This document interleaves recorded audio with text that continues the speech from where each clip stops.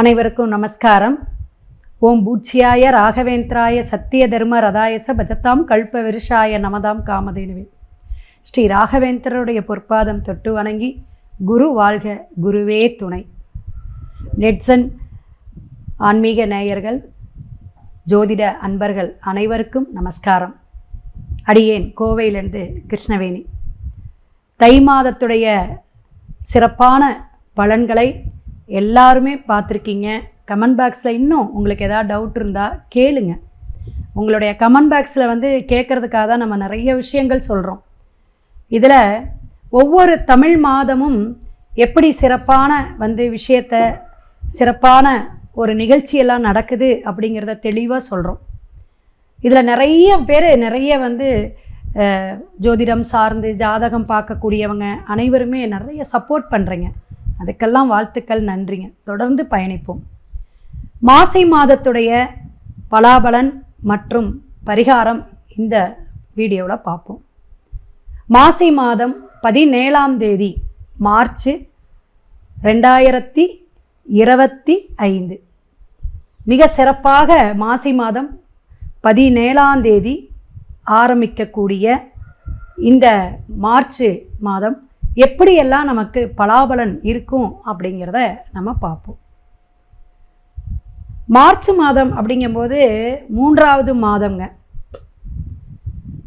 பங்குனி 17ஆம் தேதி தான் முடிவுக்கு வருது.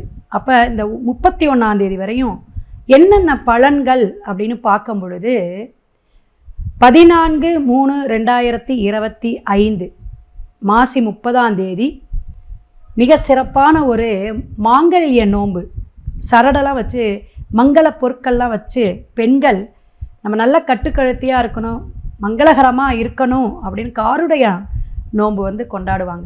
இதுக்கு ஒரு வரலாறு உண்டுங்க. சத்தியவான் சாவித்திரி இந்த வரலாறை படிக்கணும்.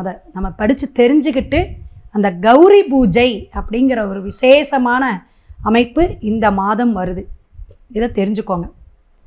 இந்த கதையை படிக்கும் பொழுது பெண்கள்லாம் எப்படி தீர்க்க சுமங்கலியாக இருக்கிறது, கணவனை மதித்து நடக்கிறது எப்படி அப்படிங்கிறதை நம்ம தெரிஞ்சுக்கலாம். ஒவ்வொரு மாதத்துக்கும் ஒரு விசேஷம் உண்டு. அதில் கடைசியில் வரக்கூடிய தெலுங்கு வருட பிறப்பு யுகாதி பண்டிகைம்பாங்க. இப்போ நம்ம தமிழ் மாதமான சித்திரையில் பஞ்சாங்கமெல்லாம் வாசிப்போம். அதுபோல் தெலுங்கு வருட பிறப்பும் இந்த மாதம் பிறக்கக்கூடிய ஒரு அற்புதமான விஷயம். பங்குனி 16ஆம் தேதி வருதுங்க. அப்போ தமிழ் மாதமான மாசியும் பங்குனியும் இணைந்து வரக்கூடிய இந்த மார்ச் மாதம் எல்லாருக்குமே கிரகங்கள் கோச்சாரத்தில் மாறும். ஏன்னா ஒவ்வொரு வருடமும் ஒவ்வொரு மாதமும் வருடக்கோளாகவும் மாதக்கோளாகவும் மாறக்கூடிய அமைப்பு அற்புதமான விஷயங்க. ஏன்னா ஒரு விஷயம் மாற்றத்துக்கு, நம்மளுடைய வாழ்க்கையின் தராதரத்தை உயர்த்துவதற்கு அது உதவாதா அப்படிங்கிற ஒரு அமைப்பை கொடுக்கக்கூடியது தான் இந்த ராசியுடைய அமைப்பு. அப்போ 12 ராசிக்காரர்களுக்கும் எவ்விதமான பலன்களை நமக்கு கொடுக்குறோம் அப்படிங்கிற கோச்சார ரீதியாக ஒரு பொது பலன் தான் இது. அதை நீங்கள் நல்ல கவனத்தில் எடுத்துக்கணும். எல்லாரும் இந்த கொஸ்டின் கேட்கும்போதும் கமெண்ட் பாக்ஸில் கேட்கும் பொழுதும் எனக்கு இந்த ராசிக்கு இப்படி நடக்குது, இது கரெக்டாக இல்லையாங்கிற இந்த தடுமாற்றம் இருக்கக்கூடாது. அது நம்மளுடைய ஜனன ஜாதகத்தில் கிரக அமைப்பை வச்சு தான் கேந்திர திரிகோண பாவகத்திலெல்லாம் ஒவ்வொரு கிரகங்கள் மாறும் பொழுது அது மாற்றத்தை ஏற்படுத்தும் அப்படிங்கிறதையும் தெரிஞ்சுக்கலாம். அப்போ மார்ச் மாதத்தில் இன்னொரு சிறப்பான ஒரு விஷயம் என்ன அப்படின்னா, இந்த வருஷம் 3 விதமான கோள்கள் மாற்றத்தை ஏற்படுத்துது. அதாவது வருடக்கோள்களாக மாறுது இடம் பெயர்ந்து.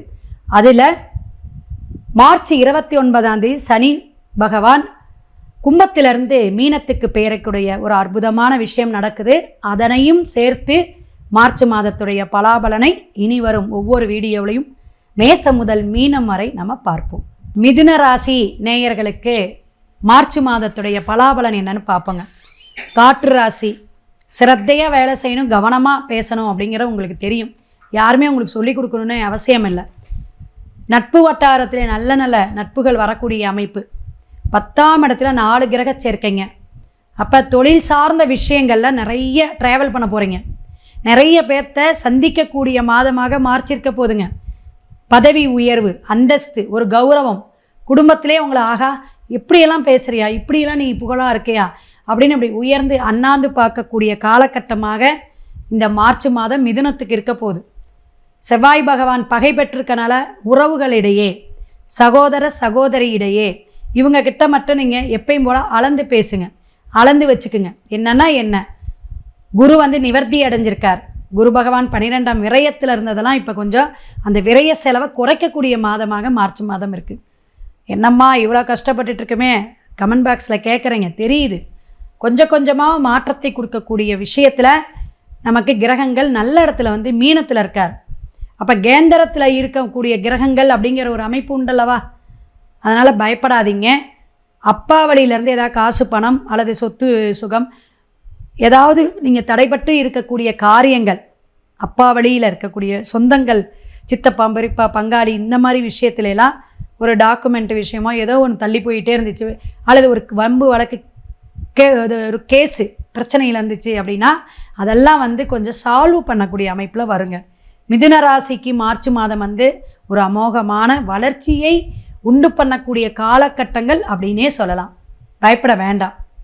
ஒவ்வொரு விஷயமும் நம்ம கிரக கோள்கள் எப்படியெல்லாம் நமக்கு நகருது அப்படின்னா, அப்போ மிருகஷீரிடம், திருவாதிரை, புனர்பூஷ நட்சத்திரம், அப்போ குருவுடைய நட்சத்திரமான உங்களுக்கு குரு இனிமேல் நல்ல செய்வார் அப்படிங்கிறது. நீங்கள் வந்து என்ன படிப்புக்கோ தொழிலுக்கோ வெளிநாட்டுக்கோ எதுக்கெல்லாம் நீங்கள் முயற்சி பண்ணிகிட்டு இருந்தீங்களோ அந்த தடையெல்லாம் இந்த மாதம் கரெக்டாக டக்கு டக்கு டக்கு டக்குன்னு உங்களுக்கு வேலையாகக்கூடிய விஷயங்கள் இருக்கும். எதாக இருந்தாலும் ஒரு வேலையை செஞ்சு முடிக்கிறதுக்கு முன்னாடி யார்கிட்டையும் எதுவும் வளராதிங்க, டக்குன்னு சொல்லாதீங்க, வாய் வார்த்தையை சொல்லிவிட்டு அப்புறம் மாட்டிக்காதீங்க.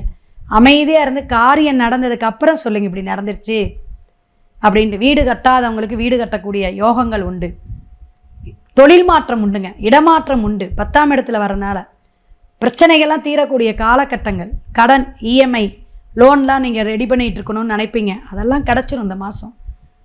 எல்லாம் முயற்சி பண்ணுங்கள், சோம்பேறித்தனம் இல்லாமல் முயற்சி பண்ணிங்கன்னா மிதுன ராசி நேயர்களுக்கெல்லாம் இந்த மாதம் நல்லா இருக்குது. குழந்தைங்கள்னால விரைய செலவாச்சுங்க. திருமணத்துக்கு தை மாதம் அடாடாடா அவ்வளோ ஆர்டர் மரமாக நம்ம ஒரு லட்சத்தில் போட்டால் அது பல லட்சம் கொண்டு போயிடுச்சு. எல்லாமே உழைப்பு உண்டுங்க. இனிமேல் நல்ல இடத்துக்கு வர கிரகங்கள் உங்களை ஒரு வளர்ச்சிக்கு கொண்டு போகணும். ஆனால் கொஞ்சம் உழைப்பு உண்டு. கஷ்டப்பட்டு வந்தீங்கனாலும் அதுக்கான ஊதியம் கிடைக்கும். வெளிநாடு வெளியூர் போகக்கூடிய அமைப்பெல்லாம் உண்டு. சினிமா துறை, கலைத்துறைங்களுக்கு அமோகமான மாதம். என்னென்ன நீங்கள் எதிர்பார்த்துட்டு இருந்தீங்கன்னா அதெல்லாம் கிடைக்கக்கூடிய காலகட்டங்கள் மார்ச் மாதம். கவலையை விடுங்க, பயப்பட வேண்டாம். ஏன்னா ஒவ்வொரு பயிற்சியும் நமக்கு ஒரு உத்வேகத்தை கொடுக்குது, வேகத்தை கொடுக்கக்கூடிய அமைப்பு. உங்களுக்கு அதுவும் சொல்லவே வேண்டாம். கொஞ்சம் சொல்லி கொடுத்தோம்னா நீங்கள் நிறையா வீடு கட்டி ரோடு போட்டுருவீங்க. அந்த அளவுக்கு வந்து உங்கள்கிட்ட உத்வேகம் உண்டு. அந்த வேகத்தை விடாமுயற்சியாக நீங்கள் செய்யுங்க. இந்த மாதம் புதிய புதிய நண்பர்கள், புதிய புதிய அறிமுகங்கள், புதிய புதிய ஊருக்கெல்லாம் போகக்கூடிய அமைப்பெல்லாம் உண்டு. விசேஷங்கள்லாம் உண்டு. லவ் மேரேஜ் பண்ணக்கூடியவங்களாம் இந்த மாதம் பண்ணக்கூடிய அமைப்பு உண்டு. ஒற்றுமையை, கணவன் மனைவி ஒற்றுமையை கொடுக்கக்கூடிய காலகட்டங்கள். சின்ன சின்ன பிரச்சனைகளெல்லாம் வீட்டில் இருந்துச்சுன்னா அதெல்லாம் சரி பண்ணக்கூடிய காலகட்டங்கள். தோட்டந்துறவு, வண்டி வாகனம் இதெல்லாம் வச்சுருக்கிறவங்களுக்கெல்லாம் வருமானத்தை கொடுக்கக்கூடிய, சொந்த தொழில் செய்கிறவங்களுக்கெல்லாம் வருமானம் பெருகக்கூடிய அமைப்பு உண்டு. நாலாவிதமாக பணம் வரக்கூடிய காலகட்டம் மார்ச் மாதம். மிதுன ராசி நேயர்களுக்கு ரொம்ப அற்புதமான காலகட்டமாக மாறக்கூடிய விசேஷங்கள் உண்டு. பயப்படாமல் இருங்க. உங்களுக்கு பரிகாரம் அப்படின்னு மார்ச் மாதத்தில் எடுத்திங்கன்னா, நீங்கள் இந்த ஷேர் மார்க்கெட்டிங்கில் இருக்கிறவங்களுக்கு இந்த மாதம் நல்லா இருக்குங்க. ஏன்னா 10ஆம் இடத்துக்கு இது என்ன, அந்த ஆன்மீகம் சார்ந்த விஷயங்கள்லாம் போவீங்க. ஆன்மீகம், கும்பாபிஷேகம் இதெல்லாம் நீங்கள் போய் பார்க்கக்கூடிய அமைப்பு வரும். 10ல் வந்து ஒரு கிரகம் இருந்தாவே இது. அப்போ 4 கிரகம் இருக்கும்போது என்ன ஆகுங்க, பல விஷயங்களை சந்திக்க போகிறீங்கன்னு அர்த்தம். பல மாற்றங்கள் ஏற்பட கௌரவத்தை கொடுக்கக்கூடிய விஷயம் அப்படிங்கிறத பொதுவாக என்ன சொல்லுவோம், கர்மக்காரகன இடமோ. அதனால தான் இதெல்லாம் நம்ம சொல்கிறோம். அப்போ இந்த வயசானாங்க, உடம்பு முடியாமல் இருக்கிறவங்கள மட்டும் பார்த்துக்கணும். அம்மாவுக்கு பிரச்சனை இருந்தால் கொஞ்சம் உடனே போய் மருத்துவமனையில் பார்த்துக்குங்க. இதெல்லாம் வந்து நீங்கள் கவனம் தேவை. மற்றபடி பயப்பட வேண்டாம். கண் பிரச்சனை, கண் சார்ந்த பிரச்சனைகள் இருந்தால் நீங்கள் போய் அறுவை சிகிச்சையாக அது என்ன ஏது எப்படி போயிருக்கு அப்படிங்கிறத கண் சார்ந்த பிரச்சனைலாம் கொஞ்சம் போய் பார்த்துக்குங்க. அது அவசியம் உங்களுக்கு தேவை.